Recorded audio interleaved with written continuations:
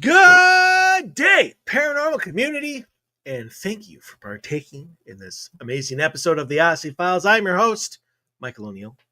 With me is my wonderful co-host, Mr. Anthony Hernandez. Good morning, good day, good evening, whatever time people listen to this. Mr. Anthony, how are you?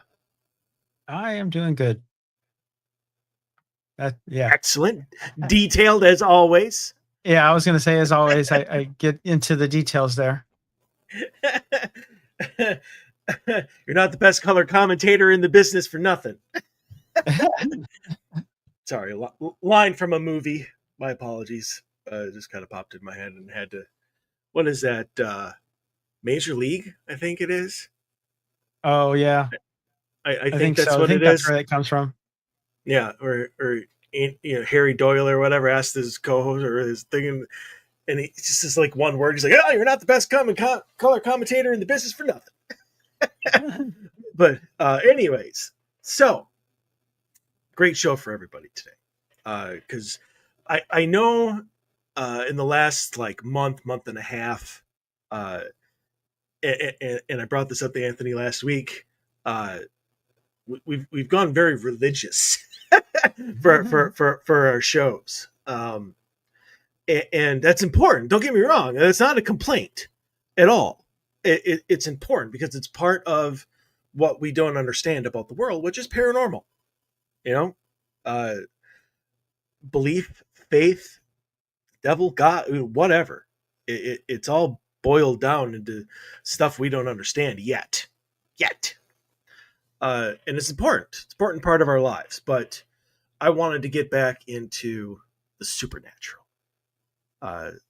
which is very, very near and dear to my heart. And so we're actually, I wish we could do this type of show more often, but because I am limited to like the Midwest for locations, this is a little something special because we're combining your amazing talent at research and my being able to investigate and have evidence for the exact same location. And like if we wanted to do Waverly Hills, we could, but I wouldn't have any evidence because I haven't been there yet. Okay. So I was just throwing that out there. But I have been around the Midwest. I've been like to West Virginia State Penitentiary, which reminds me we need to get I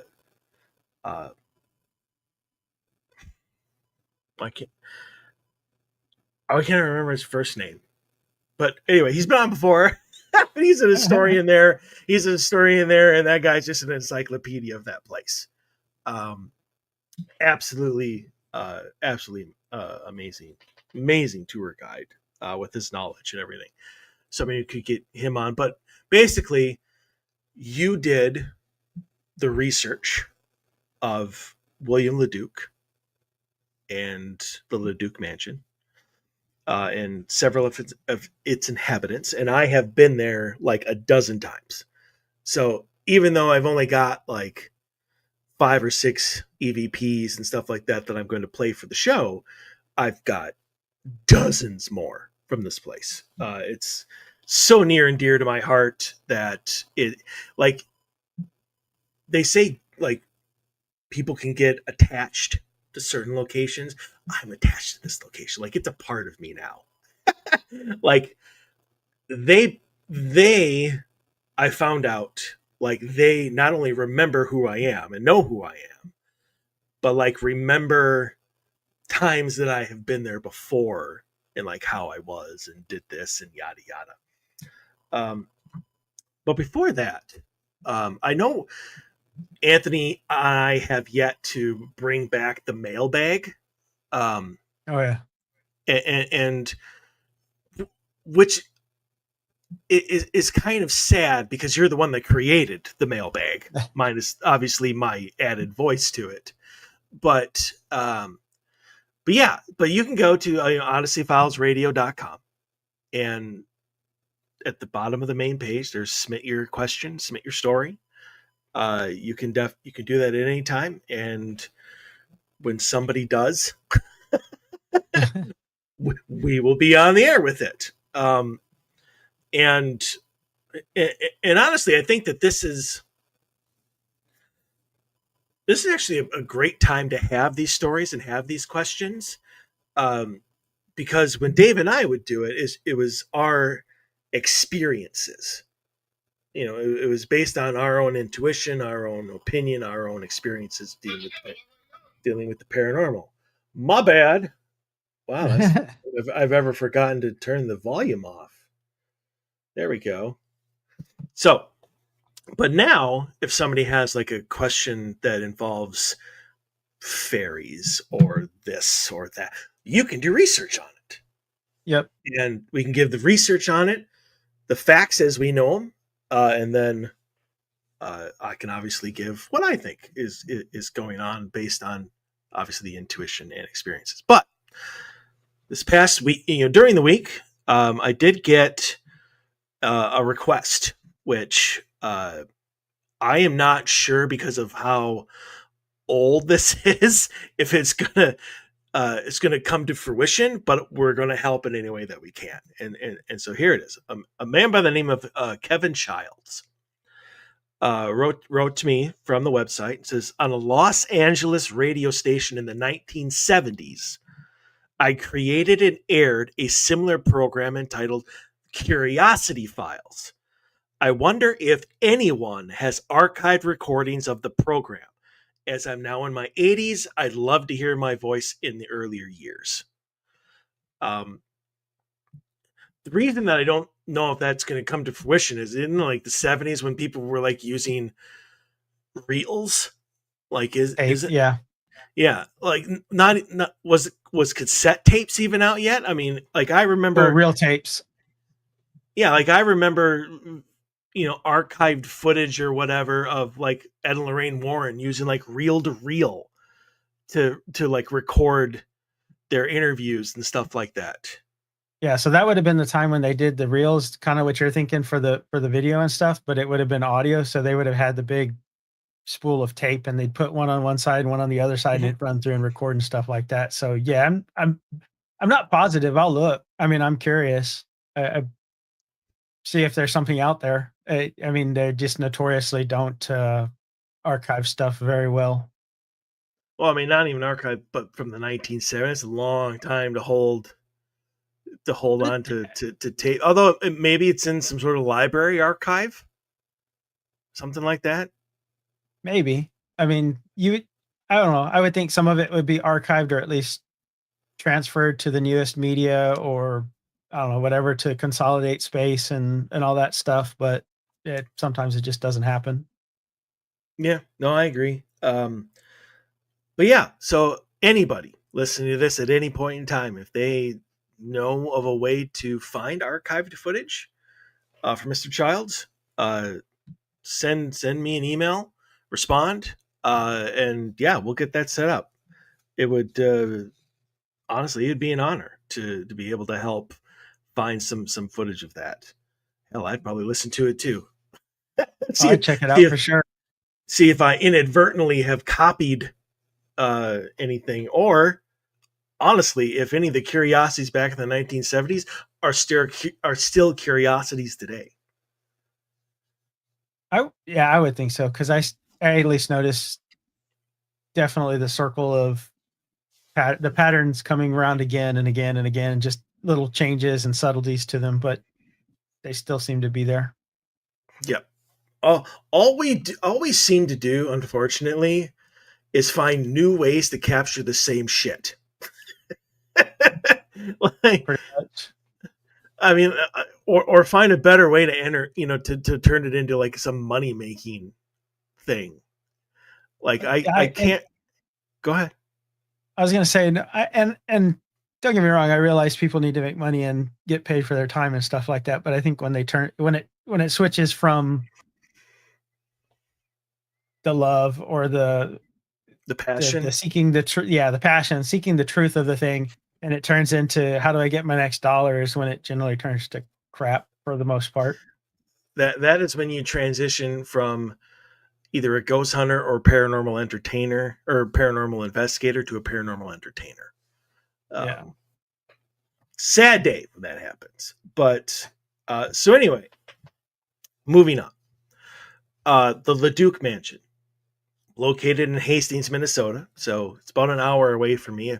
Although shockingly, still considered like myself and where I live and the LeDuc Mansion in Hastings, Minnesota are still considered Twin City suburbs, but it's an hour away from me. Scott, on the other hand, literally lives like 2.5 miles away. Um, so he's far more like I don't want to say invested because that's not the correct word, but he's got access at any Easy point in access. time. Yeah, he's got the easy access. If there's something that I need from the LeDuc, like he can just quick drive over there and see if they're open and ask Ryan, who is the site supervisor, whatever we need, because Ryan is terrible at responding to emails, or at least mine.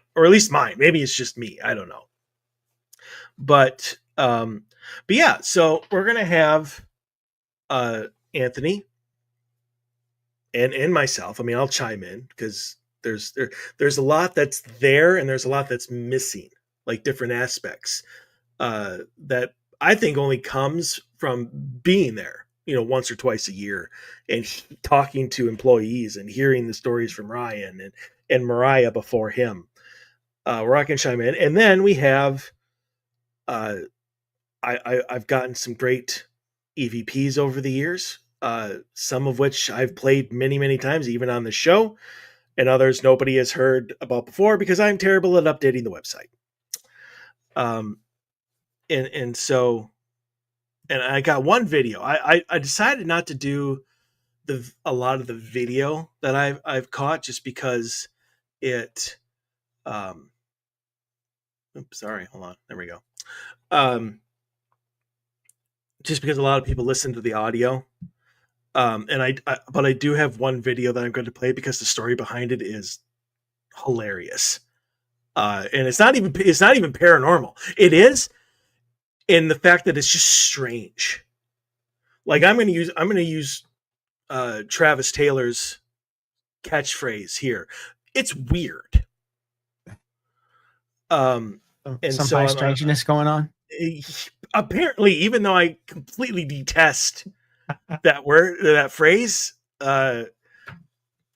yes, it would it has caused me to say even after, God, what is it, like almost 9 years or something like that where I caught this. That's weird. Is going on. So yeah, we'll hope you everyone will stay for everything. So, Mr. Hernandez, take it away. What is LeDuc Mansion? Well, LeDuc is really the dream of William and Mary LeDuc. Um, their their story really starts in Ohio, and she was well, he was educated. He was formerly educated in Greek and Latin, so he definitely has a degree in education and was a learned professional. Uh, it doesn't I never saw specifically where it talked about him receiving training in law, but I know he became a lawyer when he got to Minnesota, at least in some form. So I would assume he had an understanding of the law good enough to practice it. I'm not sure if they, like today, where they require certain degrees and stuff like that to do it. Uh, but at a picnic in Ohio, uh, he met the Reverend's daughter, which was Mary, and they had an immediate bond. And basically, that's what started their relationship.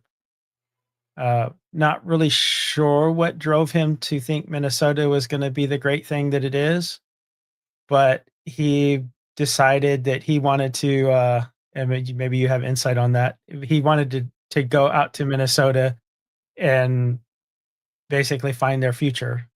So he, with $100 to his name, went to St. Paul and got off and established a law practice and basically opened a bookstore and stationery shop, which from everything I read, the bookstore was more of a bringing a style and elegance to the place rather than for making money, because money was not in books and stationery and stuff like that back then. Still isn't. And yeah, unfortunately.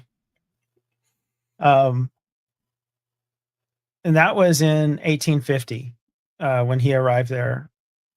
$100 they said would could buy you 3 weeks of a place to stay back then, which is kind of crazy nowadays. But um, in 1851, he convinced Mary to move from Ohio to St. Paul with him, and they let's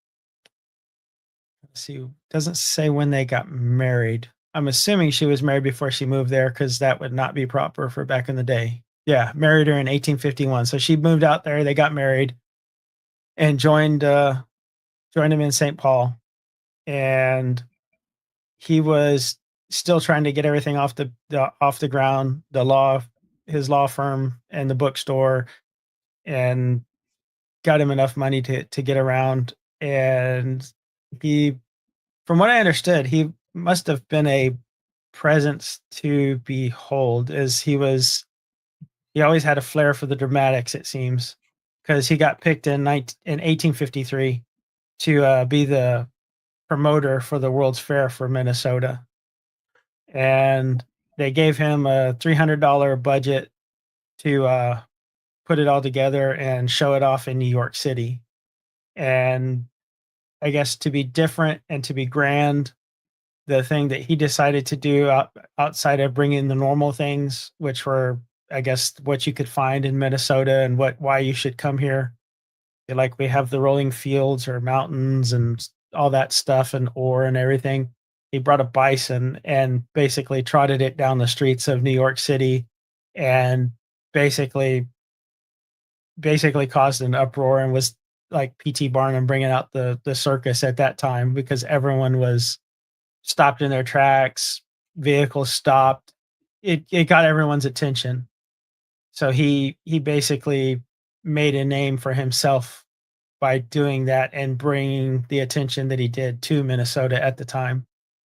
Because where other places probably brought all the normal stuff, he brought that to highlight it and show it what was out there, the wildness, the unique character of Minnesota. Uh, Well, what's interesting, I don't know if this is the best place to put it in. But Mary, from all the stories that I've heard from like Mariah and stuff like that, she was not happy to move out to Minnesota. Like she hated living in Hastings. Uh, but she loved the house. Obviously she loved her family. But in general, like she was not a fan of living in Hastings in that time. no, and I can see it because I mean, it was those places like that because it was new and they were establishing that stuff. I would assume she expected it to be of a certain social standing, and Hmm. it definitely was not there yet. It was definitely be considered like a backwater at the time, or definitely a new starting city. So not as sophisticated as like a New York or something like that, where you had all the society things going on and stuff like that. So those weren't established yet, but that was his dream, and probably more hers, to bring that society level to Minnesota. And he probably did everything he could. I think he did everything that he could and did to kind of make her dream come true. Because I don't, I'm kind of leaning that he might not have gone as far as he did with some things if it was just his decision. And I think he did it to make her happy, which I can see that. One Uh, hundred percent understand and relate. yeah. So they basically they settle into Hastings. They start getting things situated, and basically you jump forward to 1862, and that is when they pick the site for the house. They sit down and start going through the books with Andrew Jackson Downing, and they want to do they yeah, they call that house a cottage, which I It's not a cottage is cottage. yeah a It'd cottage be it'd be a cottage to Elon Musk, like yeah. William Gates. Uh, yeah. Anyway, go on. So they called it a cottage in the Rhine style, which I'm assuming they're speaking from the German area, which I can kind of see the architecture from that. And basically, she decided to take his design and modify it to where it was obviously more than the cottage, and went into the grandeur and architecture that it ended up being. But they took his basic blueprint and put society levels into it to make it something more. And his he his thinking, I guess, of the houses and what you lived in were interesting. He he thought if you had the square house, you were a simple person and you kind of were a simpleton and didn't have much to do with it. So his designs want, yeah, you either went you if you had to find the middle ground, because he said the box house is a simple person, not real educated, not real, nothing's going to happen with their life, as opposed to if you went to the over the top uh grandeur of design and stuff like that, then you were just putting on airs and there was not real any character to you. So they tried to narrow theirs down to something that was aspiring to high standards, the society, and uh, God being a big part of it, because they had the chapel in the tower area, or the big attic area. Um, Jump to them starting construction in 1862, and that's when things start going south, because that's when he's called up to join the Civil War starts, and he's starting to get in. He's called into service as a quartermaster, as a captain in the quartermasters, leaving the project in Mary's hands, and basically they would correspond through letters to get it moving and get the access going on that. Uh, they had tons of hardships and stuff from what I had read there. There was a lot of, when he left, I want to probably say that they thought they could take advantage of her. So there was demands for extra pay, and because of the war and all that starting, there were supply shortages and stuff like that. 18 forward to the next year in 1863, they ended up hiring Erie Coggeshall and as a site manager, and he basically would oversee all the labor shortages and constructions. Uh, he was the one who decided, I guess, or got them to use 2 to 3 foot thick limestone walls quarried from the local quarries around there, which I thought was pretty impressive. It doesn't Also, feel like that. I'm sorry. It doesn't feel like that when you're in the like above ground, but when you go into the basement, all of that limestone and stuff is still exposed. It's still dirt floors and yeah, I can see that for at least the foundation, but otherwise it looks like it's just a normal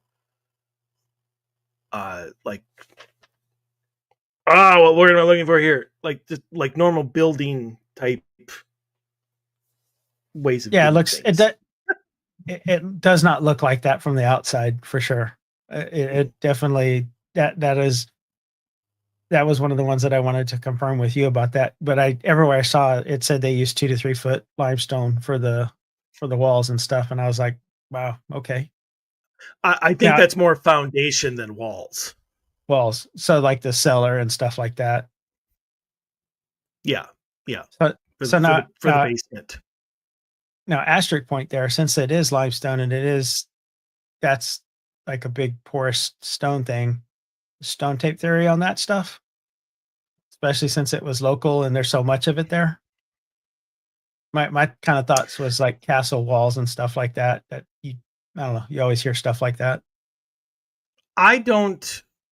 From what I have gotten there, I have not gotten a ton of what I would consider to be residual evidence from there.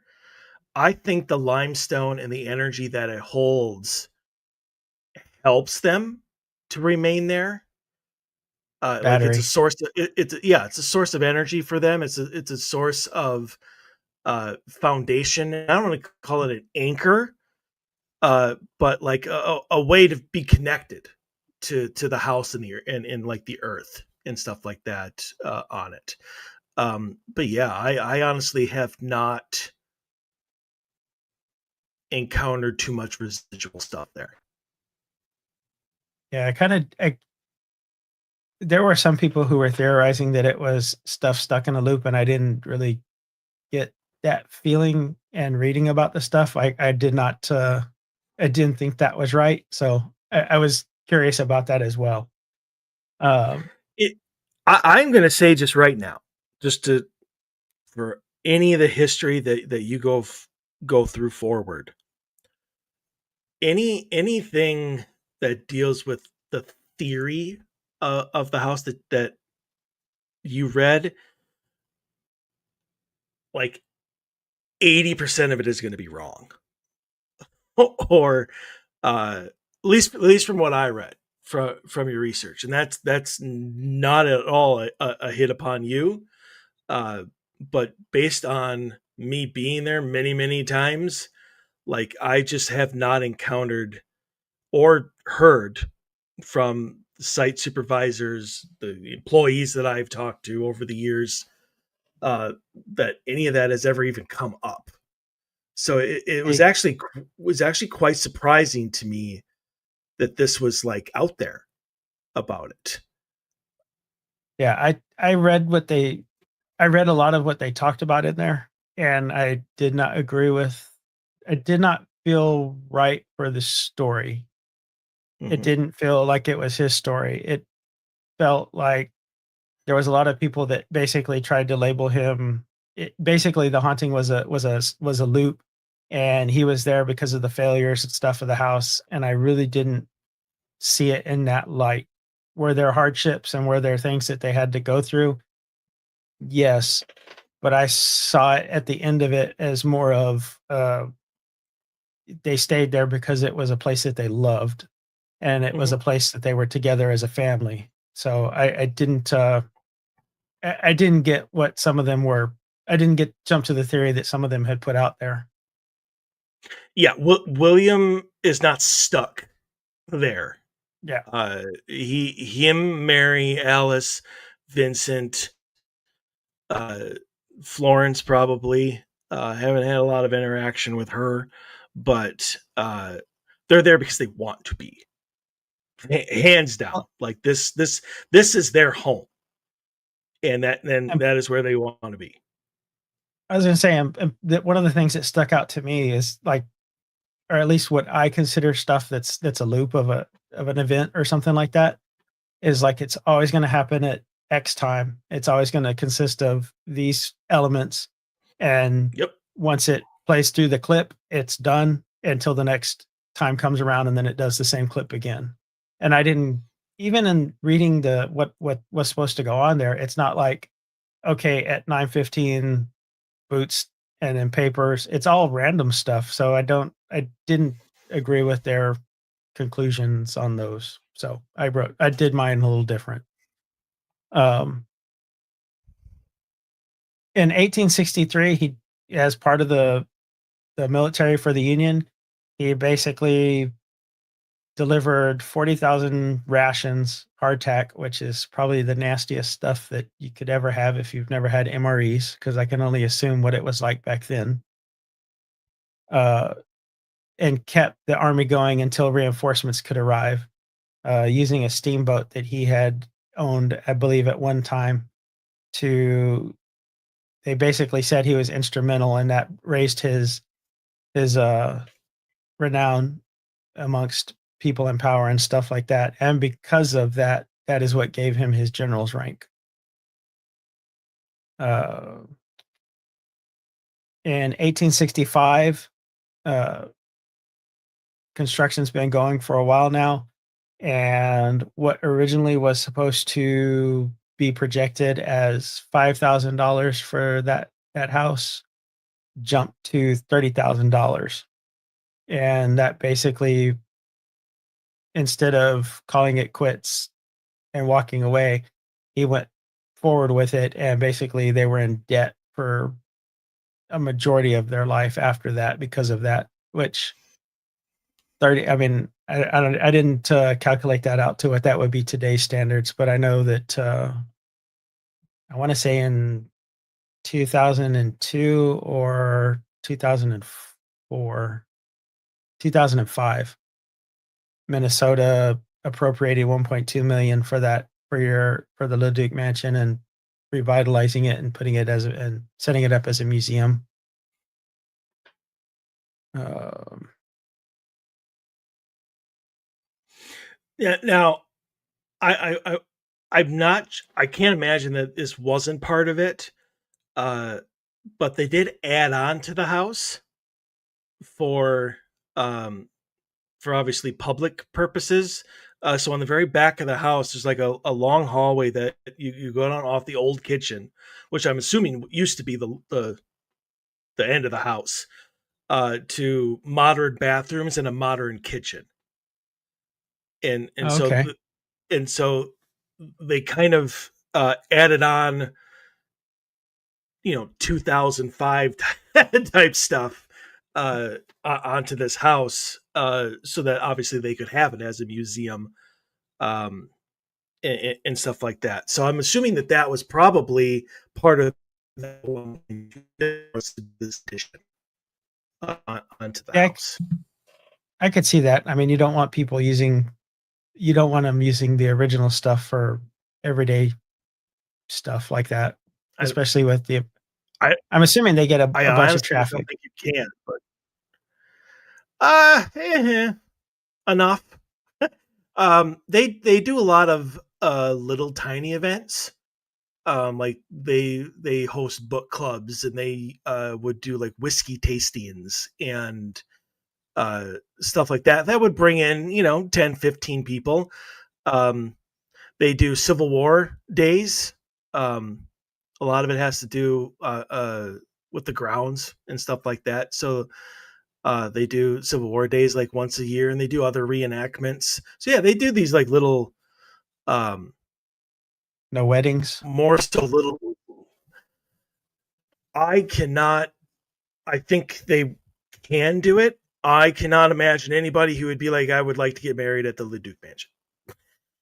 Oh, it's a pretty I, place, but yeah, well, not only is it. I mean, yes, it is a pretty place, but there's not a lot of room. yeah. Um, even when, and we've done it twice now, but even when my team was invited to do like a presentation, like of our evidence and stuff like that, like you could only fit like 30 people in the parlor, and that was it. And so, I mean, if you're going to have a wedding, like you got to have a lot, unless you want to have a small wedding, obviously. And the chapel is probably literally like 6 feet by 6 feet. So, I mean, and Oh wow. it's got enough pew space to hold like 6 people. I mean, so I mean, The to have family, a wedding yeah. there, yeah, yeah. Could you? Yes, but in the modern day, and how people like to go about all of their business and stuff like that, probably uh, not efficient. It's like not up to what you would need to have. I don't know. It's I figured you it would be more there'd be more traffic there, but um in 1865, at the end of 1865, they that is when they move into the house as well. Uh Construction is officially completed the next year.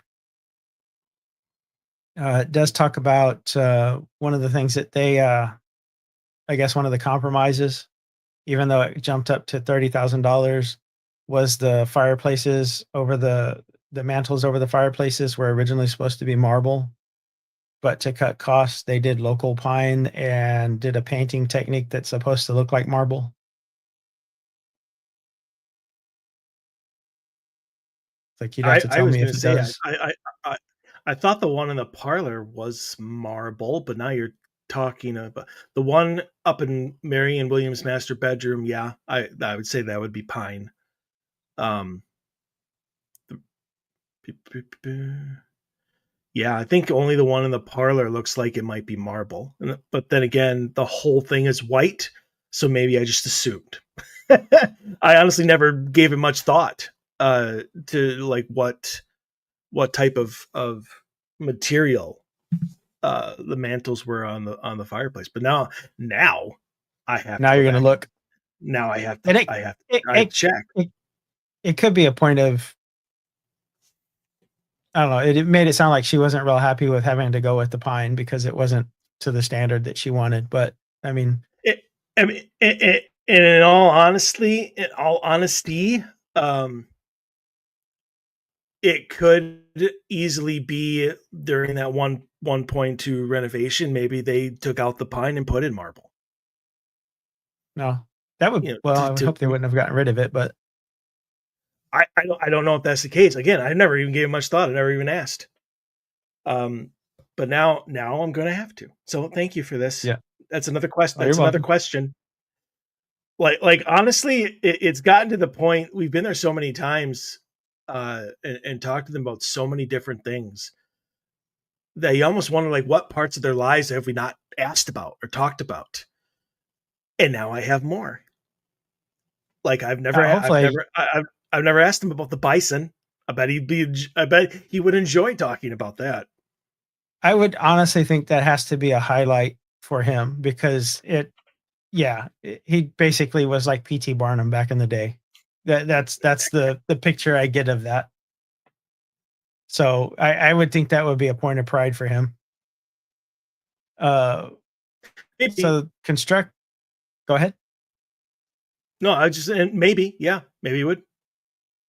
I would think so. I would. I'm honestly surprised he didn't take that thing to his house and have it there while for the rest of its life. But I don't know. It just I think it was something he was extremely proud of at the time.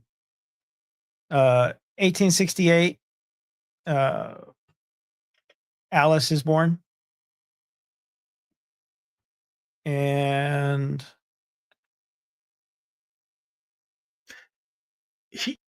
Here's what strikes me about uh your research. They had like a lot of kids. Like they had Emma and they had Florence and they had Alice. I believe they had William Jr. I want to yes, say was and like the only I- person that you even mentioned was Alice. So, well, and because it Minnie, doesn't and they had Minnie. really. Yeah, the only thing it really talked about Minnie was, I guess, during the construction there was I guess, a correspondence between her and William while he was out that she had to decide whether or not to play the stonemasons or buy her mini shoes. So that was like just an example of the financial hardships that were. I mean, I mean, to me, it's not really a choice, but I guess to them it would have been like you buy your kids shoes or you finish paying for the house that you're going to live in, hopefully the rest of your life. You buy your But kids shoes. yes, but yes, there was William LeDuc, there was Alice, and there was Florence Gray LeDuc. It doesn't, and Mary LeDuc as well. I know that it talks about briefly who they married. but it didn't go into a ton of detail. I couldn't find a ton of detail on them themselves, other than Florence, who worked with her sister, and they started the needlework company in the house and basically kept the house the family afloat while everything was going on. Uh, that was one of the reasons I was curious if you had gotten anything from the bedroom, because apparently they did a lot of their work in the bedroom and in the parlor. Um, so on the upper floor, not the attic, because there's the basement, the main floor, which is, obviously street level. Then you have the upper floor, and then you have the attic. And on the upper floor, you have I don't know what it was originally used for, but now it's the office for the for Ryan, the site supervisor. But then you have the children's bedroom, which is connected to the master bedroom, and then across the hall, there's another bedroom. And the children's bedroom and the master bedroom have remained the same every time for the entire time that I've been there. Those two rooms have been what they are. The one across the hall keeps changing, and so I have no idea what it originally was, other than maybe a guest bedroom. But it used to be like the gift shop.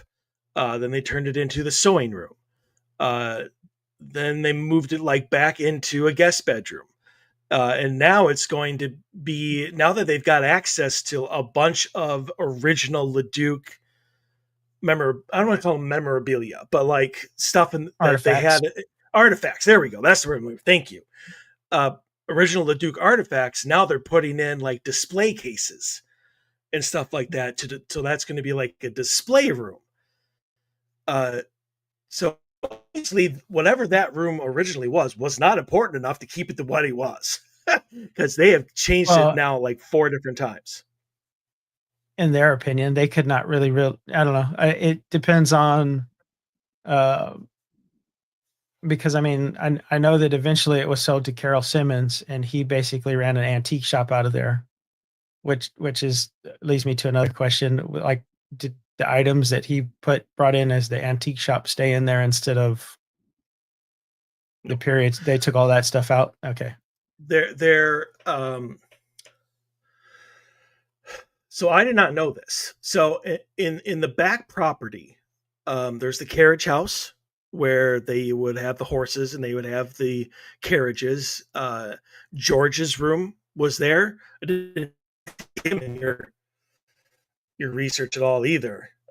He's a big part of the history of that property and stuff. But his bedroom is there, and then there's another barn which I've never investigated before because I've never heard any stories out of it. And so finally, this past last weekend, we were there, and I had to plug in the trailer, and the nearest plug-in was in that barn. And so while Ryan and I were plugging this in, I asked him about it, and I told him about how I've never heard any stories of anything here, and he told me that is where uh, Carol Simmons kept, like, that was his storage. He kept his stuff in there. Okay. Um, and so I think whenever he retired, he either took his stuff with him or it all got placed into that barn. And and, At and least where it according is now, I don't know. at least according to the stories, he basically stayed there till he was at the end of his life. It was like, because that was part of the agreement of him giving it to, or at least what I read, that was part of the agreement of him giving it to the historical society, was that you can have it, and he gave them $600,000 on top of that, as long as he got to live there till the end of his life. So he basically stayed there, but he gave it to them before he died. Right. And I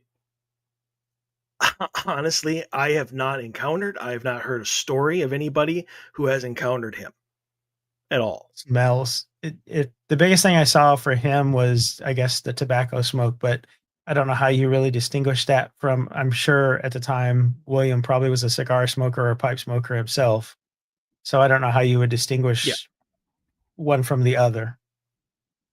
Yeah, And I went in and there, and then go ahead. I was gonna say to jump ahead in the story when he gets into the spiritualism movement. I know a lot of his he never really got to contact Mary, but I know that he even went so far as into 1906 he wrote a book and basically cataloged his talkings with generals and other people he had met, I guess, during the war and that time frame.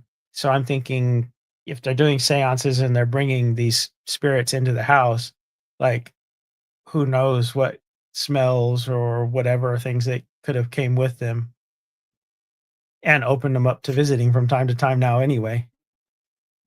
Yeah, very, very true. Um, and it's really interesting that you say he's never talked to Mary because she's there.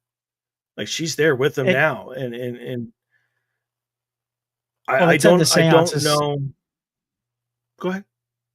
only the seances he never he said, or at least everything I read said he never made contact with her. They never made contact with her spirit at the time.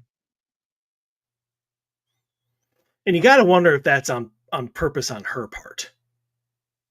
I mean, because like I said, they're there together now, and so Well, I'm almost wondering. And Dave and I we have talked many times about whether there are rules, whether there's certain things you can and can't do from the other side with the living.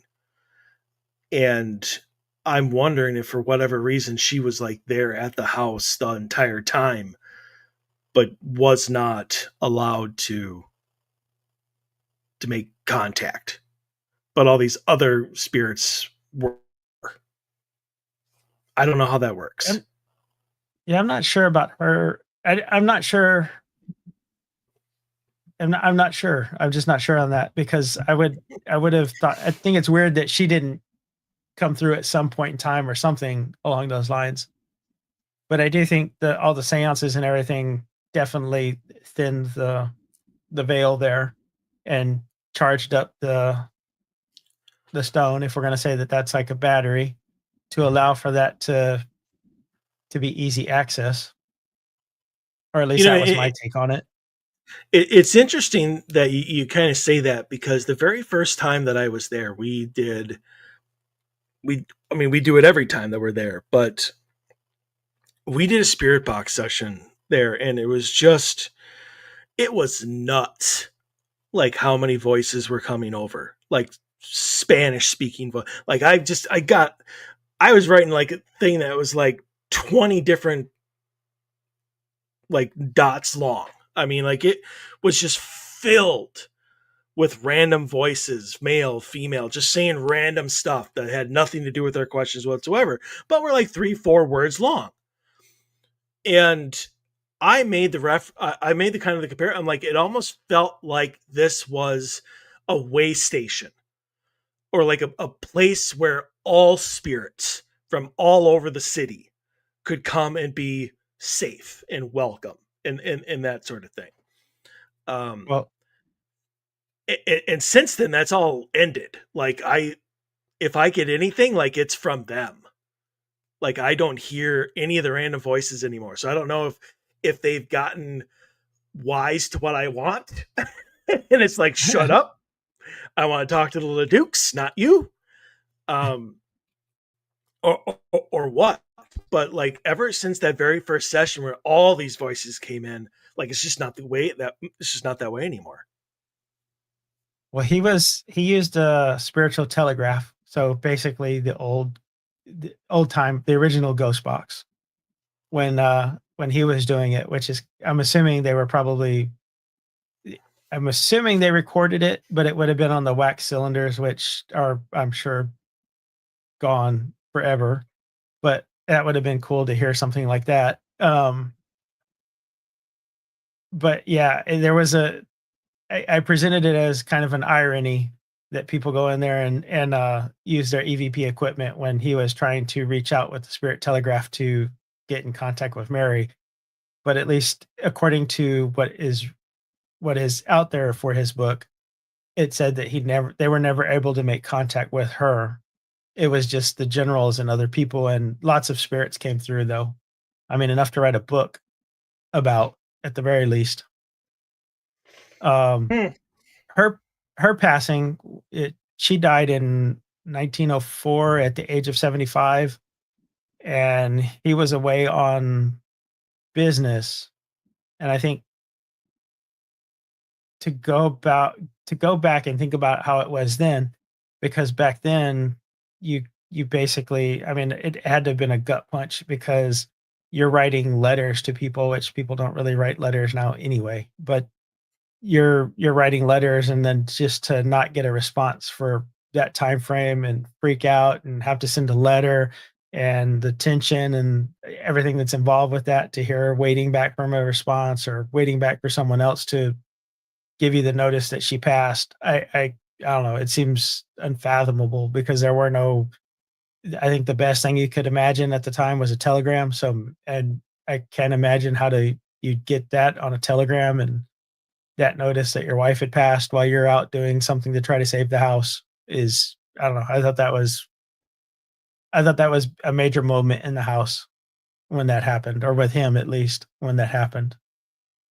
I agree, and that might have And been some of the driving force of him wanting to communicate. I mean, you never got to say like that final goodbye. You weren't there, when it happened. I can't imagine the the guilt he might have felt. I mean, I would never bring that up to him because that's just not a good question to ask. Like, hey, how did it feel when you found out your wife died? I mean, oh no. yeah, yeah, don't ask.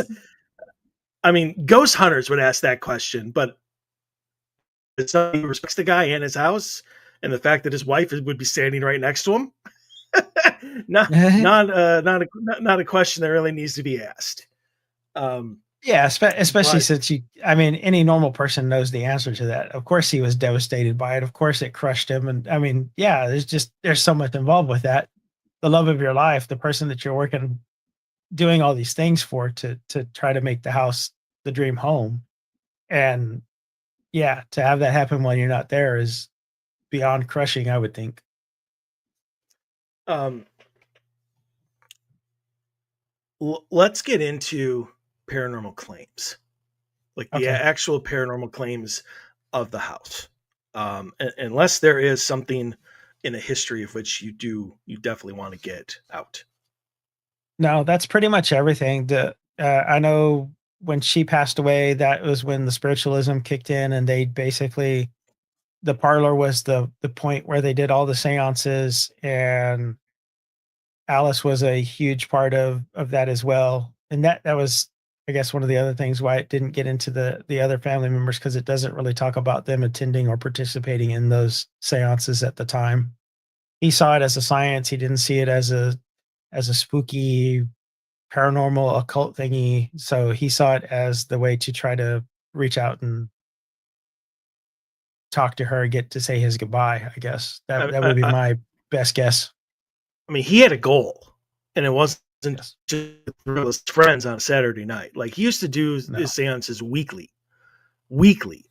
Uh, there's even stories of him going out to Seattle to learn and to do to be better at trying to communicate and stuff like that. And I think that's part of one of his books, as he talks about going out, like his journeys to Seattle to learn better. Like his entire life shifted Yep. when he passed away.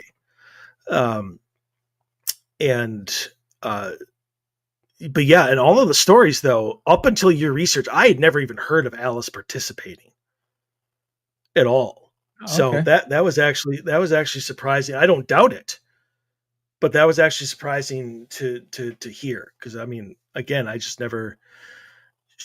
I don't know how old she would have been. Like it's easy to tell. You have it in your research, but Yes. uh, I'll go look it up while you're talking. But yeah, so um, the seance is obviously the final one. Well, but I mean, the home obviously was then sold by Alice. Um, when did William die? He died in '97 in the master bedroom. Yep. Where she died as well, because that is where Right. Mary died as well. So they both died in their bedroom. separate. Obviously, he died in 90. Did he die at 97 or 95? He died at 94. 94. Okay, all right. I was going to say because that's a coincidence. Because Alice, even though I've got like two EVPs that I'm going to be playing here of Alice, uh, as a kid, she passed away when she was 97. Yeah, Um, they all tended to live pretty long. good genes. Yes. Well, then no preservatives in everything other than salt, probably. um, Plus, when you have servants and whatnot making extravagant meals and stuff like that, um, that probably goes a long way of keeping your nutrition up. But the only other thing that I will add to, and we probably skipped over just because of time, uh, is he was also President Hayes's Secretary of Agriculture. Oh yeah, Uh, I did I did forget about that. We jumped over to the needlework place, but yeah, that was his appointed agriculture by Hayes. He also saved during the Civil War time Oliver Wendell Holmes Jr., who went on to become one of the Supreme Court justices. So, I mean, like I said, he was prominent in rank yeah, and stuff. the I have made this argument with them. I don't even really want to call it an argument because I don't have his side of it, but like I've made this case that he really lived a really good life and Mm. did so many things that not a lot of people get to do, especially in the 1800s. Oh yeah. I mean, we're talking. He was a lawyer, entrepreneur, uh, Civil War general, secretary of agriculture, obviously husband and father. Owns a beautiful home, uh, and that's just scratching the surface. And then went on to be an author of spiritual books, no less. Like he's not writing fiction. Like he's learning how to contact the deceased. Plus, I would beg to say, partially responsible for Minnesota being Minnesota as we see it today. Maybe, yeah. I mean, who knows if he hadn't gotten all of that publicity or whatever with that stunt of walking the bison through the main streets of New York. Who would even know at that point in time, what Minnesota was. They probably think it's a new jam or something like that for their toast. um, so yeah, William LeDuc, even though in like the broader history terms, like isn't well known, like not even around this area. Like I could go down the street and ask 10 people, and I bet you 8 of them have never even heard of the LeDuc Mansion. Which is Um, crazy, but yeah. which is crazy. Uh, so I don't want to say he's like Minnesota's best kept secret, because it's not on purpose. I just don't think we've gotten the word out enough, and they don't care about that whatsoever. Um, No. and I say that because I've asked. Like they are very, I don't want to say protective of their home. Like they're not going to attack you or anything like that. I mean, that's just never going to happen there. Which is why it's the I would say 75% of the people who have come out to investigate with me, like that's their first investigation. There's just nothing bad there whatsoever. Um, and it's a great place to start. But they are worried, and they do pay quite close attention to the energy that people bring in I can to see their that. place. Well, because I think it's an open doorish type situation there.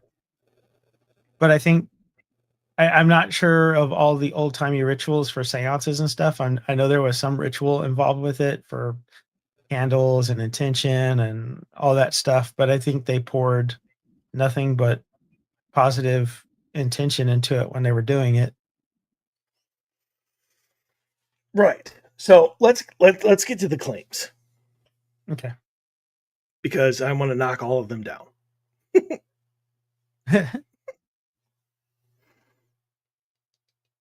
Oh, you Go want me to ahead. start with it? Okay. Yeah, yeah, yeah. Uh, I could have something to knock down first. True. I just thought you were going to go through them. Well, I guess the best one would, and I was disappointed to hear your take on it earlier, off air, was Carol Simmons and the smell of tobacco smoke or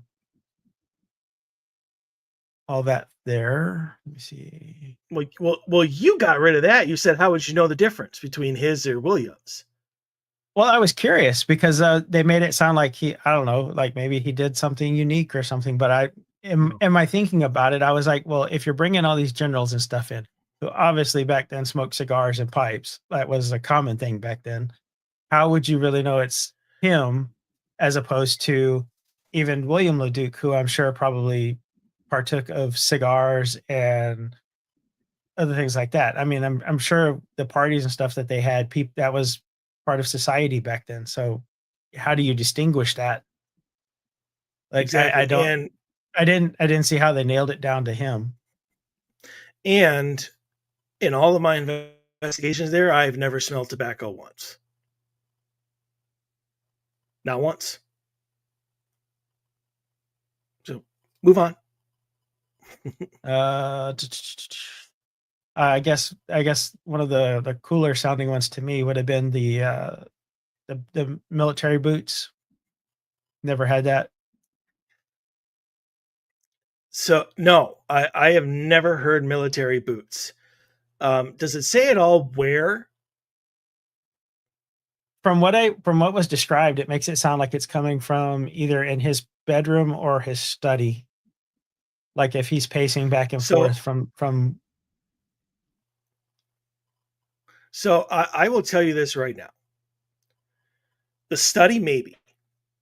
Uh, that's on the main floor in the front of the house. If that's possible. The bedroom, I would say absolutely not, and here's the reason why. Uh, for the last couple of investigations, and maybe this is just intuition, I don't know, because I've asked it. I asked it a couple of times, but kind of got answer through Cena this past time because she was with me. But I started asking in the master bedroom if they would like us to take our shoes off as a show of respect. And for Mary, the answer was yes. We would like you to take your shoes off, especially in the master bedroom. So I have a hard time believing that Mary is going to allow William to wear his military boots in the master up there. bedroom enough so where that is a common sound, which I've never heard before. Um, I have. I want to say this was the first time because the first time that I was there, I might have heard footsteps above us when we were in the basement. Um, and nobody was calling, was claiming it was to be there. And there's an EVP that I have here that's right along the same type of storyline. So I could get behind it coming out of his office and study and library. Master bedroom, absolutely not. And again, it's something that I haven't encountered before. And every time that I've been there, I have had a camera with audio right outside that door. Because the hallway to the outside, and then there's a stairwell that goes up to the second floor, is right there. And so I make sure to catch both the parlor door, the office door, or the library door, I should say, the hallway and the stairs all in one shot. Never heard footsteps going Okay. up and down the stairs, going down the hallway, coming out of any of the rooms. The other one that was reported in more than just one was the rustling paper sounds, and that was supposed to be out of the office or the tower room. The tower room? Yeah. I don't even know what that Is there is. a I'm assuming there's a room in the tallest, Well, that's the chapel. obviously that's the chapel room. Okay. So yeah, they called it the tower room, which I'm like, okay. People.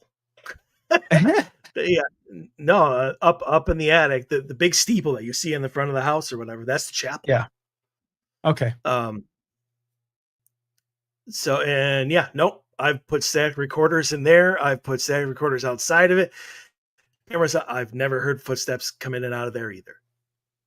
That also blows the well, like I said, when I read it, I got the feeling that quite a few of them were trying to say it was just loops. And I was like, yeah, but if and especially since you're telling me you've never even heard that, that can't be a loop because it is not repeated.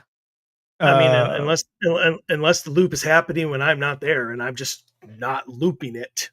I mean, I guess if no, it because only there happens was at 7 p.m. on a Wednesday, well then yeah, I'm never going to hear it. what time is closing time for the public there in the house? No idea. Uh, Okay. well, it depends on the day. They're only open certain days for tours, and then obviously, like I said, they do like book clubs and whiskey tastings and wine tastings and stuff, and that could go 7 p.m. to 9 p.m. When we did our presentations, that went to 10 p.m. So I it's would, always going to depend. It's always going to depend on what they're doing. I would honestly think the whiskey tasting and the book reading stuff would actually kick up activity because that was a societal thing back then. But um, I was actually thinking when I read your research about the needlework because for some reason that has never been brought up. Like wow, when you really? did well, when you take the tour, they talk about the home, they talk about William. So Yeah. they and then they mention Alice and they mention Florence and they mention William Jr. and they mention Emma, but they don't really get into their history. And so yeah, the needlework company I have never heard of that before your research. And so Wow. I almost wonder if I tried this with Lauren one of the times that her and I were there just by ourselves.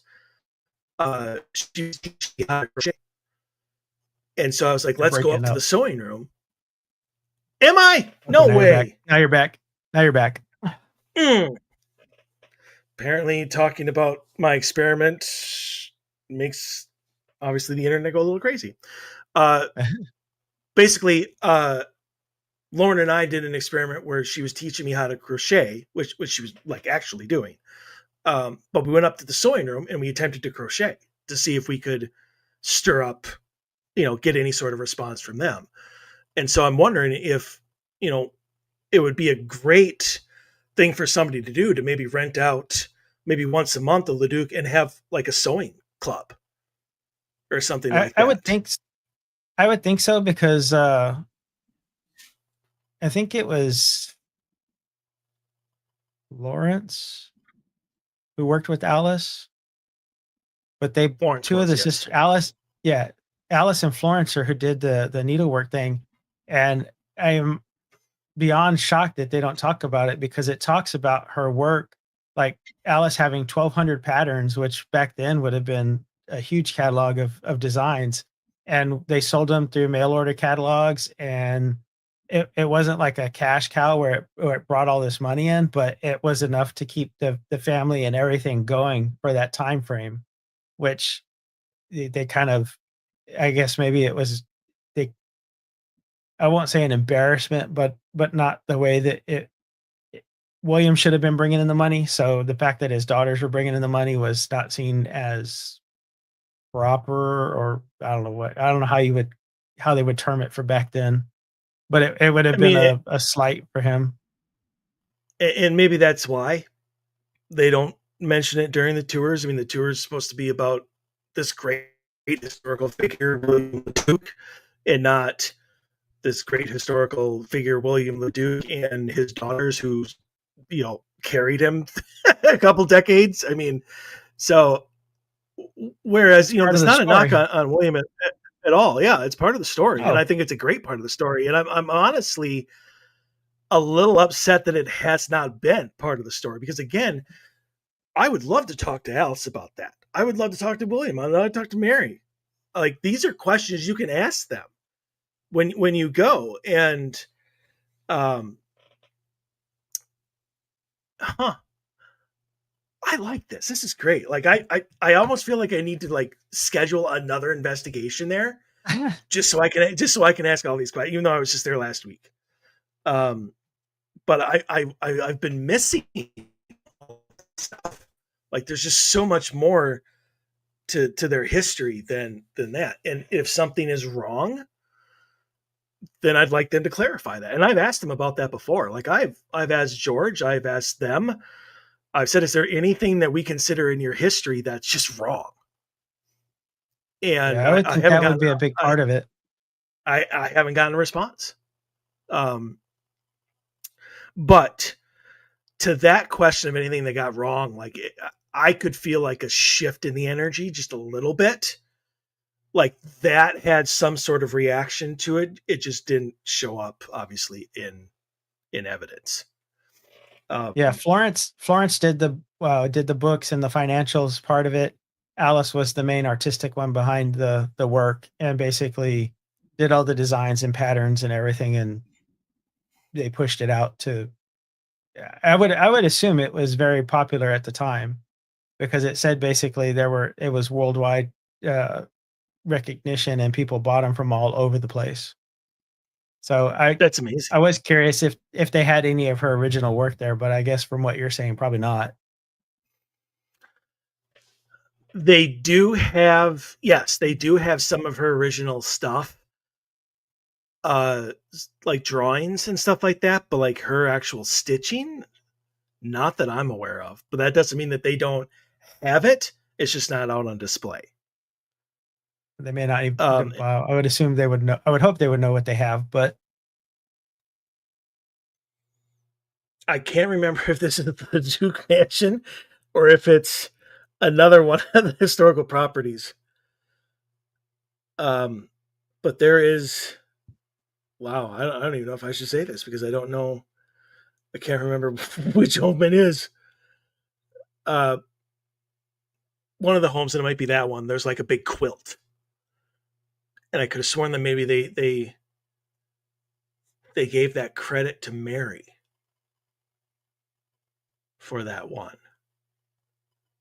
But then again, it might be a completely different home. So maybe I'm on crack. So just forget that I said anything for the last 30 seconds. Um, her designs, but like I said, she apparently went from everything from dragons to I guess what was societal highs of the time. So she produced quite the wide range of stuff. So, wow, like I said, yeah, Scott and Cameron's favorite, dragons. yeah. Interesting. Okay. Rest assured, my friend, that will be brought up. Like I have an entire EVP session now planned uh, for them next time. Much, I'm sure, to their delight. That might um, even get you to get something from Florence. Maybe like there are several of the children that I have never encountered. I've asked about them. Are you here? Can you say your name? Blah blah blah, and never gotten anything. It's always been Mary, William, Alice, like those three. From what I understand, like all the other ones just kind of come through on visitation. So you gotta like hit them when they're there, and and you never know if they're there or not, unless you obviously have somebody like Cena who is willing to tell you this person just showed up, um, or she's able to call to them. This last investigation, Minnie was brought up by Vincent, who was her husband. He's down in the basement, uh, like almost all the time. But I was like, well, we'll try we'll try to see where she is. We'll just blah, blah, blah, blah. And like, am I back? Am I here? Yeah, you're there. Okay. Sorry. You went away. That usually means that it's a mess up on my part. But, 5 minutes later, Cena's like, yeah, I'm talking to Minnie right now. What? I'm like, well, hey, we're that good. Like, we got all of her for you. Um, but yeah. Are there any other claims? Uh, as far as Williams, there's talk of him appearing as a misty, full-bodied apparition, moving room to room. I obviously have never seen that. I have talked to employees, volunteers who have had encounters with him. Like they'll round a corner or whatever, and there he is at the top of the stairs looking right at them. Uh, my question always is, like, does he know? Like he's visible? Like was that the point? Was it one of those? Just want to let you know that I'm here and I'm watching you. For whatever he's doing. Or is he there all the time and sometimes he's visible and sometimes he's not? I don't think he's Is there that all the time. I know he's there all the time, but I mean, like, is it a conscious choice on when he's seen and when he isn't? Or does it just happen at random intervals? Hmm. You you probably have to get the conditions when they see him and what's going on. What I don't know. Eliminate all those things. What's unique about that time, place? Is it this time, that place, storm in the area? Like what's going on that can be repeated? Yeah, I agree. And obviously that had happened, way prior to when I talked to this person. Like it wasn't, this happened 2 days ago, that sort of thing.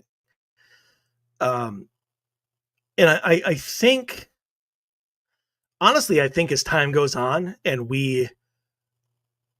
things change and things happen in the house and around the house and in the I don't know, society in general, I wonder if those are becoming less and less frequent. Like if they're, because from what I understand, and again, I had a huge surge forward last weekend in getting a lot of answers to my questions. Not on tape, mind you, but uh, through like Cena and stuff like that. Mary especially really likes balance. Like You're she kind of likes. Okay, you're well, back. my break. He likes I'm what? back. I would say Mary really likes balance. Like she doesn't like the chaos, the energy that people can sometimes bring in. Uh, you know, somebody suffering from depression or they have bad thoughts or bad intentions, maybe not even towards the house, but just in general. Like when they come into the house, like they feel that. And I I can see guess that. she's not a big fan. I guess she's not a big fan of it. In fact, and I did get the equipment to go off. I was literally saying at the beginning of my session, like they don't use the equipment, but I still set it up just in case. And then they freaking use it. Um, but like I brought up um, an idea that I had of doing guided investigations there. Of maybe bringing on 8 to 10 people, something like that, and going throughout the house and showing them what an investigation is like, and especially an investigation there. Ask them if they would approve it. Are they okay with it? So it's like, well, let me reverse the question. I go, am I back? Yes, you're back now. Garbage. Hold on. Let me see if I'm even. Okay, I am. I was like, let me see if I'm even on the right Wi-Fi server here. But uh, I was like, do you not want us to do that? And like literally a second and a half later, the power went off. Like it, okay, well then that's gone. So then I just asked about just doing a presentation, just like evidence, celebrating the house, letting people know that they're around, that they're here, and stuff like that, and sharing, the stuff that I've captured and stuff like that. And uh, according to Cena, they were on the fence about it. Like they were asking like, how often would you do it? How many people? And like uh, their concern was energy, because all those people bring in their own energy of their own lives, and they like this to have like this little bubble for what they want their house to be. And obviously, if you brought in five people that are suffering from depression or going through traumatic events, or that they bring that energy with them. Um, and so since they didn't say no, I'm still going to do it, or at least propose it. I haven't even proposed it yet, but we shall see. We've done it before. I don't think anything bad happened. I mean, obviously, even people with chaotic energy leave, and then everything, go back to the way it Settles down. was, but settle down. Yeah, exactly. Um, but yeah, I will tell you right now, just, because on the stuff that I have never encountered anything in the study, library, office, all the same room. Never had it. I don't even go in there anymore. Like that's how little I've gotten. Zero. So I don't know about the rustling of papers. I don't know about the footsteps. Never encountered those before. I do have the video clip is of the office though, but it's what's going on in the hallway outside the office. That is the interesting part, and I will get to that story here at the end. I'm going to save that one for last because that's weird. Um, but yeah, I'm going to get to these because Okay. I think this is what people have been waiting for. So the first one I played before on the show, Dave and I many many years ago did like our favorite uh, evidence, like our favorite I do EVP have show. I do have one question because Sure. you about the claims. One of the big claims for Mary is that people can feel her calming energy, and people have reported being touched, like a gentle touch. And one of the stories there is someone working on the stairs. They felt her hands, I guess, on them so they didn't fall because they were getting ready to fall.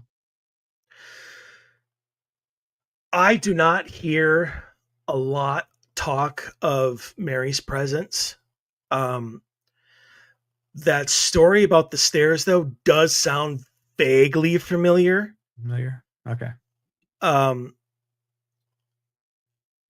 but I mean, that's how she likes it. Like she likes being the calming. She likes the calm, the peace, the harmony. That's the word she used, harmony. Like she likes the harmony of her house.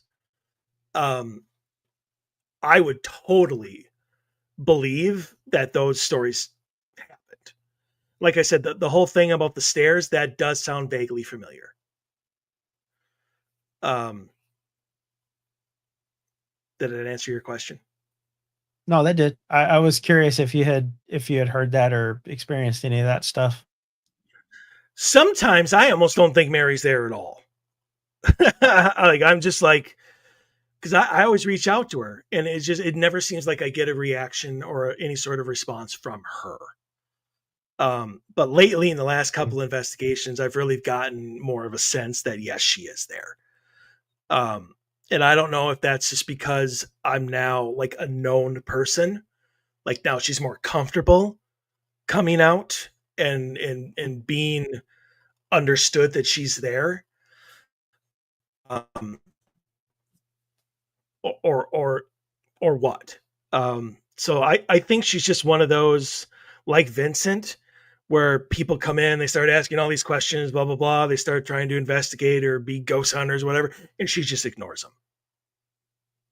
Goes someplace else and does something else while they're there, and then minds her own business. Vince is the same way. He said it flat out last time. She's like, anytime people come down in the basement, I just go to another room. You know, I'm not interested. I'm not interested in talking to people. Um, and that's their right. But Yeah. that's kind of the. I think that's kind of the trick of being able to go back to a certain place multiple times is you then bring them forward. You become more of they become more comfortable with you, and they You understand introduced yourself. exactly. Like it's not a one and done, Yeah. or you're there once every 7 years. I tried to go there at least once a year, if not twice a year. And back just before Lauren quit, we were trying to help her develop her abilities. And so her and I would go there just by ourselves, like a Thursday evening for like an hour or two. So, I mean, like, and we always ran equipment. We always ran our recorders to see if we could catch anything. In fact, two of the ones that I have are from one of those sessions. Um, and so, yeah, we're just there more often. And we don't bring in negativity. We don't, well, at least we don't try to ask them Oh yeah. questions that are bad or or would be negative thing. We don't obviously provoke them whatsoever. Yeah. And so I think after a dozen times being there, they're like, okay, I'm I'm okay with him knowing that we are here and answering his questions. And uh, so yeah, so I'm gonna get to this. For Okay. the first two that I'm going to play are from our very first investigation ever there. Um, and it's interesting. So at the time, this is from the old kitchen, or their kitchen, I should say. We just call it the old kitchen, obviously, because there's a modern one there now. But uh, came in right from the start, put a static recorder in the kitchen, and then went about our business setting up equipment. And so we haven't even started investigating yet. And so you're going to hear us talk around and stuff like that. Um, and Emma, who was a part of the team at the time, not the daughter, is intuitive. And while we were setting up, she got the Little Einstein's theme song stuck in her head, and actually started to sing it, like hum it out loud. And so what we didn't know at the time is when she was doing that, Alice was singing right before her, and actually gets shushed. Actually gets shushed, I think, by William, because she's just singing along, and all of a sudden you hear this shh, and then like she doesn't do it anymore, and then Emma comes in and starts singing. See how closely these two songs are from each other.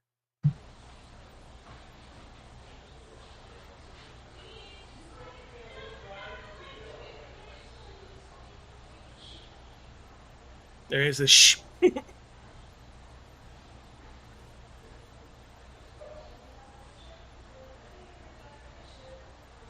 That's Emma singing the Little Einsteins. I'll play it one more time.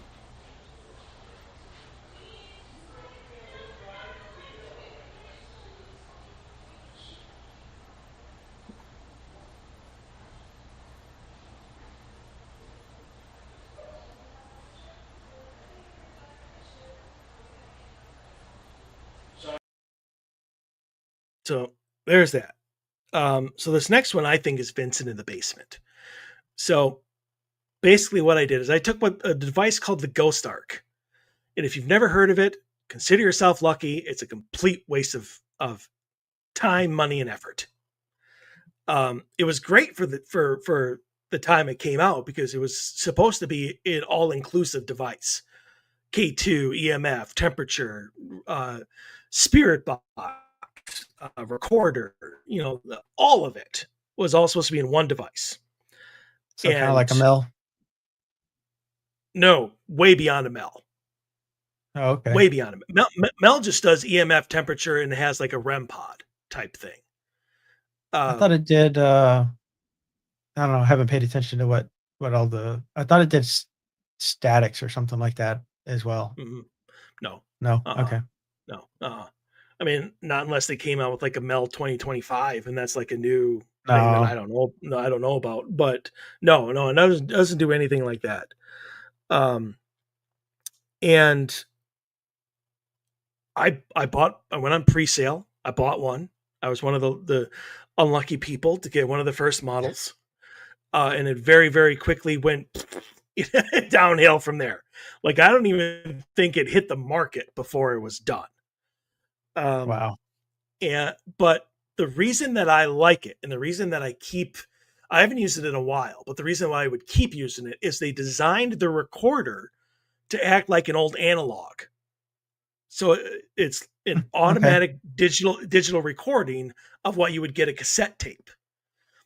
And so I placed it down in the basement on top of the water heater and left it as a static recorder. And like, I don't know, 3/4 of the way through the night, I don't even think anybody's down there at this time. In fact, I'm sure nobody was down there at this time. And this was heard. If I could play it. There we go.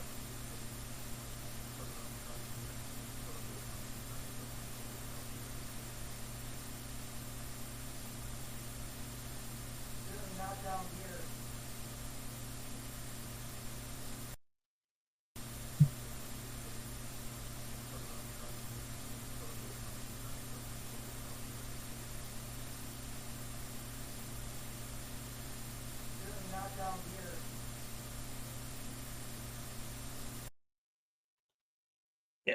So somebody literally saying they're not down here. I don't know if somebody came looking for us or what, but there was that. So next investigation, again, not even done setting up yet. In fact, I don't even know if we've started setting up yet. But we just got there again. Try and be uh, catch Alice singing again in the old kitchen. I set up a recorder right when we got there. Walked in the doors, turned it on, set it up.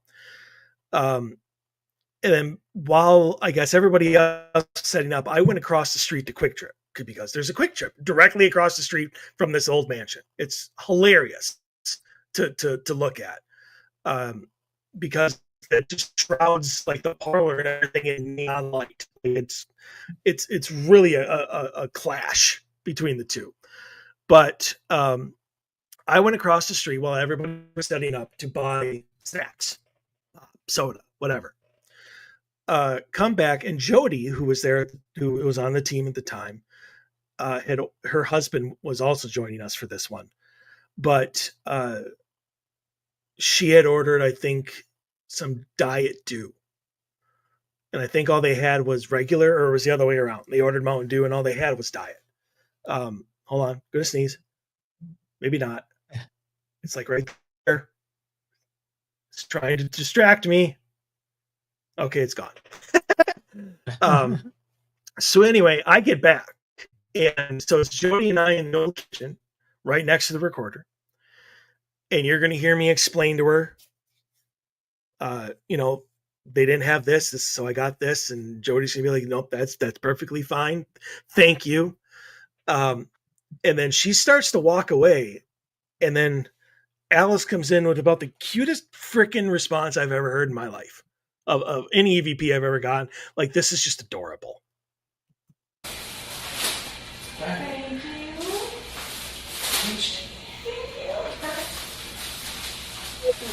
The only size that I want to do. Perfectly fine. Thank you. Thank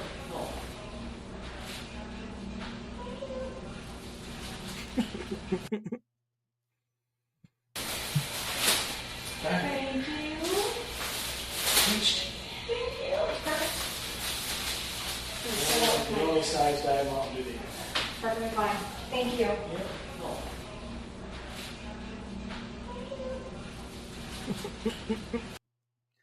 I love that. Yeah, that's pretty awesome. Yeah, maybe the second one was Alice. I don't know. I have a hard time. Uh, I go back and forth on whether that first thank you was Alice or Jody, but either way, it's still a favorite piece for me. Okay, I'm going to go into Spirit Box here. I don't like it. Everybody that listens to the show knows I don't like the Spirit Box, but it has its place. And so this is seriously one of the clearest responses I've ever gotten. And I've gotten some pretty clear responses, but this one was loud, clear, and like on point to the question that I was asking. It was so loud and so clear in the parlor, I might add, that Mariah, who was with us at that time, she was the site supervisor before Ryan is now. I thought she was having a seizure. Like her head was snapping to left, right, up, down. Like she was looking at all of us to see if we had heard it. You know, the same way that she did. And so what's happening here is, for the first time, I had never done this before. I took an EM pump, which obviously pumps EMF energy into the air, hoping that the energy that would be put out would allow them easier ability to interact through the spirit box. And because this thing is loud, it's why I don't use it during EVP session, because that would be all that would be heard is the motor of this thing. But during the spirit box session, who gives a shit? It's loud anyway. And so you're going to hear me. Does this help you? The answer is pretty clear. Well, I asked this question earlier. So if you can answer, that'd be great. Does this help you? Yeah.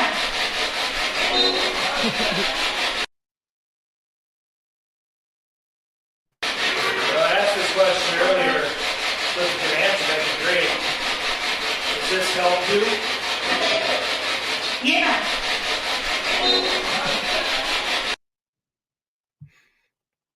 Pretty clear. Yeah, that's pretty good. So this next one that I'm going to play, this is from the dining room. I honestly, and I shit you not, up until this last weekend, and then obviously your research confirmed it, I thought he did all of his seances in the dining room. Like all of them. That's where the big table is with all the chairs. I mean, the parlor doesn't have anything in them, and I could have sworn that I was told that he did it. He did them in the dining room, and so I've the parlor and the dining room are about the two places that I would do a spirit box section there, because I always get stuff. And so this is from the dining room, not this past weekend, but the investigation before. And I'm literally asking, are you guys here? And after, it's like 10 seconds, so bear with the part of that. I do believe that William responds. William, Mary, or Alice? Are any of you here in the room with us? I don't know what that says.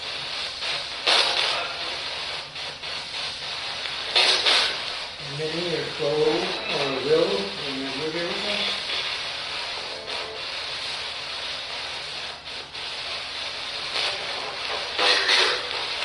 We're here. Right there.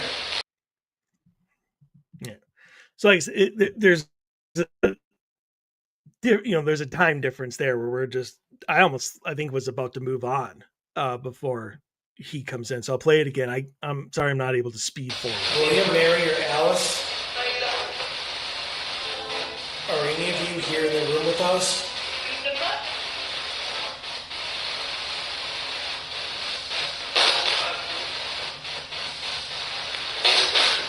Many or Chloe or Will, and you live here with us?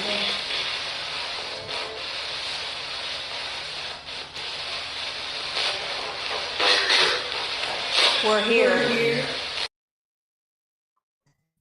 Yeah. So I would almost there's that. I would almost say that you should when you do those things, you should tell them that this is your version of the spirit telegraph and see what happens. I can't imagine he doesn't know that, but I'll try. I would think they do, but I'm just maybe for other. You said you got a bunch of other other voices the first time. So here's the thing that I have come to understand, even though it makes no difference in how I conduct anything, and I don't know why, but I have had this confirmed at other locations that it is not as easy for them to interact with our equipment as we believe it is. No, I believe that. But I mean, it doesn't. They're like, can you go over there and touch that device? Like, okay, that's not doing anything. And I've had a couple places where I've had like a medium or somebody with there's like are you know like, is he here? Is this person here? Is she here? Whatever. Um, and the answer has been like, yeah, they're trying to figure out your device. And one place that I went to, I was doing a spirit box session, and I asked that question literally. I'm like, is this harder for you to use that we believe it? We believe it to be for you. I had 3 different voices say yes. Like, yes, yes, yes. And so I was just like, and so when this past investigation last weekend, all of a sudden they used it twice in the same session, like the paragram. I actually complained about it. And I was like, why are you using it now? I'm like, where's this been?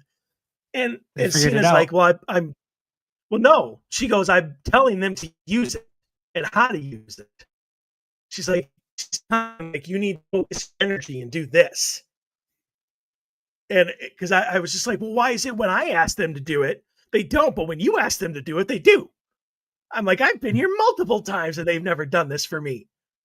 So I just think that we're not patient enough to explain exactly what they need to hear. Like we're always like, I'm yeah, kind of curious. just go. Sorry, go ahead. Kind of I curious. was gonna say I'm kind of curious if, because we do with all the newer stuff, if you go back to when they were really in like their time frame when they were doing that stuff, you would get knocks, taps, stuff like that. So I'm wondering, like, if you brought in a box that would echo or just designed to make noise like that and set that out there, if they could tap on it, would they tap on it? Because that should be something that has been done since way back then. I don't know how I would do that. It's something to think about Yeah. because I do add to it now when I'm explaining about the equipment and this is how you use it and how you can use it and what it represents and blah blah blah. I'm like, or if it's easier for you to knock on a wall, knock on a door, that sort of thing, I'm like, be my guest and do that. They don't do that either. So Wow. I mean, I don't think there's anything wrong with your idea. I think it would work just as well as everything else we do nowadays or all the modern equipment. The problem is whether they're interested in doing it or not. Like just because Yeah. we're like, hey, use this equipment doesn't mean they're going to be like, oh, well, he said to, so I guess I'd better. Like they're like, I'm not interested in touching your equipment. I don't know what it is. It's weird. And I'm not interested in talking to you like that. It's still their choice to do The it. best the best knock I've ever heard is, I felt it in my body, and I was leaning against the wall because it was late and I was tired, and I was asking questions, and I think the questions that I were asking annoyed them, and it was like if someone took their fist and pounded the wall as hard as they could, because I felt it come through me, and actually had to get up, stop, and go outside to make sure there was no one messing around outside the house, which is in the middle of nowhere. So there wasn't, but it was just, that was a very, undeniable knock. There, I'm not going to play it. I'm just going to say it really quick because it goes right on to what you had done or you were just talking about. But we had the very first home investigation that Odyssey ever did. Again, home out in the middle of nowhere, farm country, got horses, got a aluminum barn.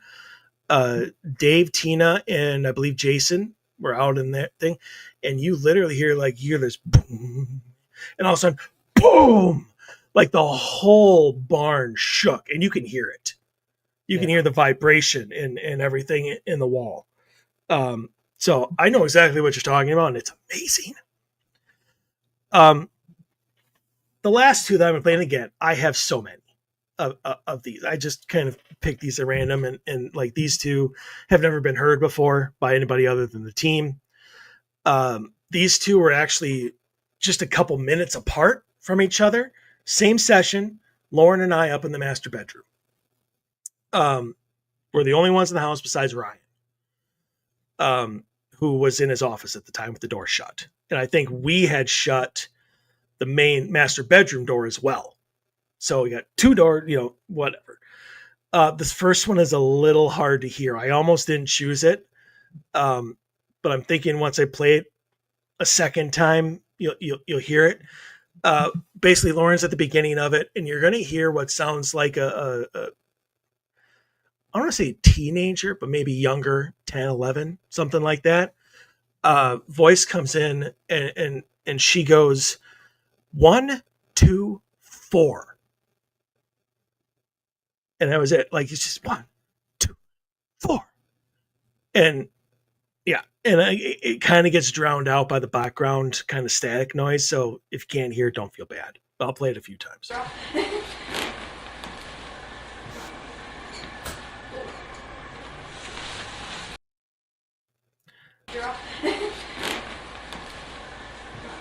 One, two, oh. Did you hear it? Yeah, I can hear it. 1, 2, 4. Yeah.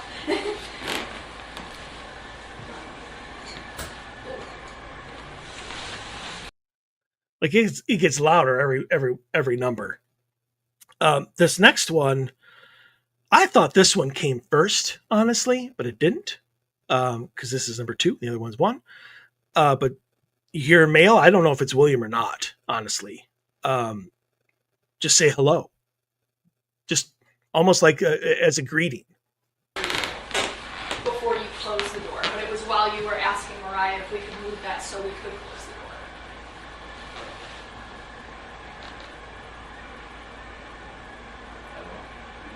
Right there. Hello.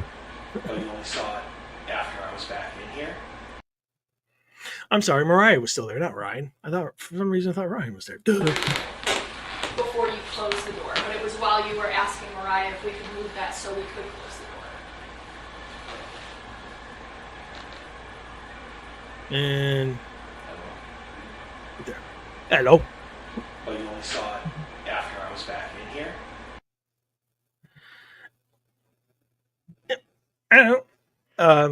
I don't know if that's William or not. Like that really has kind of a almost like a Spanish, like hello, like that kind of type of accent to it.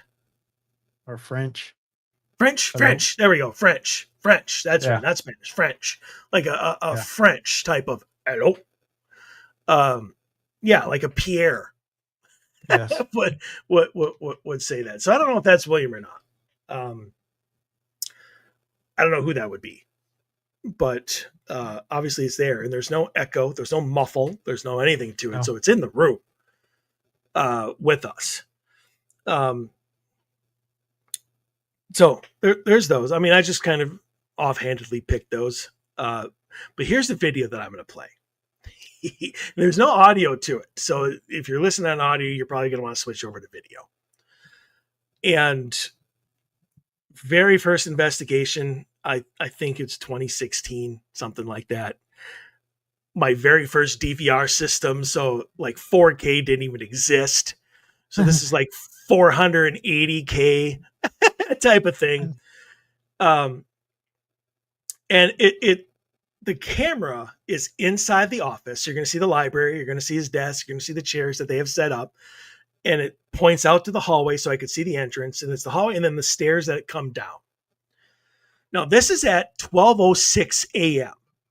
We've been there since 8 p.m. We have not left. And Amy, who was the site supervisor before Mariah, she's up in her office the whole time, the whole night. She doesn't leave either. And somehow at 12:06 a.m., somebody who we have absolutely no idea who they are comes down the stairs, rounds the corner, and walks down the hallway. No idea who it is. Never seen him before in our lives. And again, we've already been there for 4 hours, all over the house. Never saw this guy. Amy has no idea who this guy is. And she's the site supervisor. So if they're not there for us, and he's not there for her, what is he doing in the house? And it's not like he's in old clothes. Like he's got a backpack. He's got sneakers with reflectors. He's wearing like a polo shirt and shorts. Like it's a real person. And we have no idea who he is or where he came from or where he went. I would assume out the door, but I mean, we didn't have a camera at that time aimed down the hallway. So I'm going to play this. And again, understand, we have no idea who this guy is or how he came from the upstairs.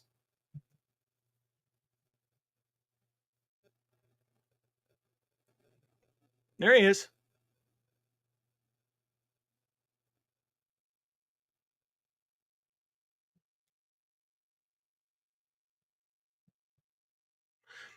No Wow. idea who he is.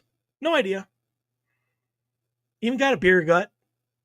Like just nothing. I got no. And so I play every once in a while. I play that just as real person, just because it's weird.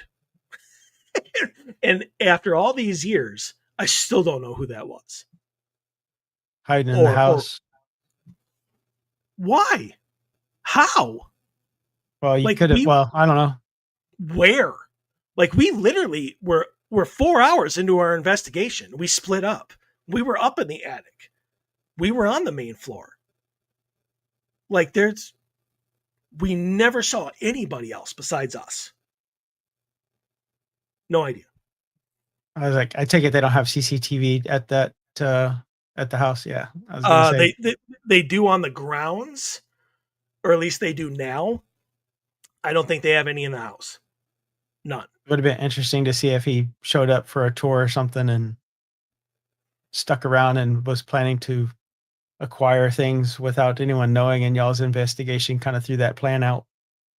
I don't know. I mean, at 12:06 a.m., 4 hours into an investigation, and he doesn't look like he's trying to sneak out.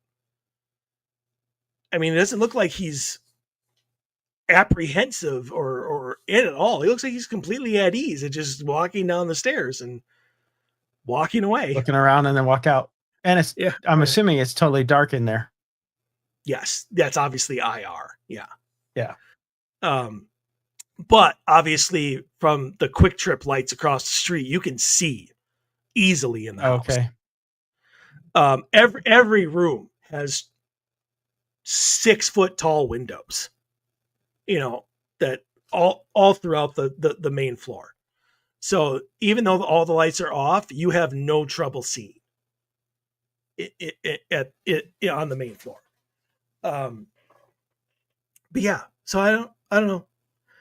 Inquiring minds still want to know. So yeah. Anyway, if you want to look up the LeDuc Mansion, I mean, obviously, if you are in the Twin Cities area or even Wisconsin or Iowa and want, like, I have suggested to other teams, check, they'll contact me. They'll be like, do you have any places that you would recommend? And I always recommend the LeDuc. I've done it twice, and both times the people had an amazing time and they can't wait to go back. And I don't blame them because I will always go back. I'm honestly trying to get to be like the hometown team by ingratiating myself with to Ryan presently in the Historical Society to try and do some stuff. But that's why I wanted William and Mary's approval, which they did not give, at least to the investigations, which I get.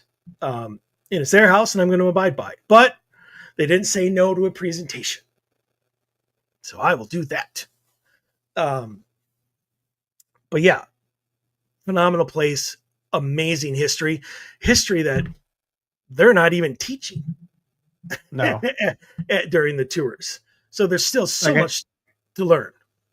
Like I said, I had no idea who he was till I started digging into it. So it's a great history. I wherever we go, wherever we travel to, I always try to find the historical tours, if nothing else, of the place, because you Uh, find out all sorts of things that you just are not normally known. Well, I've been trying to get Mike Huberty on the show for a couple months now. And I really need to try and set a date. But he's the guy who he's been on the show before a couple times. But he does the American Ghost Walks, and he's Okay. got Chicago Ghost Walks. He's got like 4 or 5 Wisconsin Ghost Walks. He has like a Stillwater, which is the birthplace of Minnesota. Here he's got one in St. Paul and Minneapolis. Like he probably has a dozen walks now, all with research and history and stories. And so yeah, so I mean, obviously I'll have to try and get him in the next couple of weeks because it'd be perfect for Halloween. Oh, yeah. And so, but it's also his busiest time ever. So we'll see if he's free on a Sunday afternoon. He's got to do it like a Sunday afternoon. Okay. Family time and stuff like that. But we'll adjust accordingly. Yeah. But yeah, great place. You will never find me saying anything bad about the LeDuc Mansion, ever. But do you have any questions about something that maybe I would be able to know? I think you hit most of them. One of the things or at least that I had shown up in the phenomena was, I guess, attributed to Alice, although I would assume, because it said they see shadow things or dark entities, like ghostly images, basically, not shadow people, but apparitions, which, I mean, they're assuming, since they think it's her, is small, or it's not really her, it's just something else they're seeing, which, like I said, with all the seances and stuff that were done there, I'm more surprised that there's not more stuff goes on in that house.